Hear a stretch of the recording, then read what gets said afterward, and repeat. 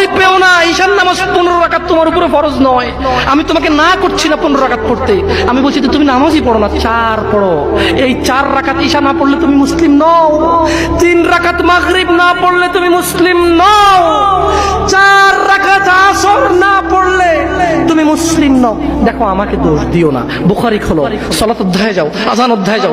আল্লাহর নবী বলেছে তারা ওরা কাফির, ওরা মুশরিক, ওদের আর আমি মুহাম্মদুর রাসূলুল্লাহ সাল্লাল্লাহু আলাইহি ওয়াসাল্লামের উম্মতের মধ্যে পার্থক্য হচ্ছে নামাজ। ও সাহাবা, ও উম্মত, তুমি চিনবা মুহাম্মদের উম্মতকে সাল্লাল্লাহু। ও আমার উম্মত, তুমি কি আমার উম্মতকে চিনতে চাও? শোনো, তারা যারা আমার উম্মত না, আর এরা যারা আমার উম্মত, ওটা আমার উম্মত যারা নামাজ পড়ে না।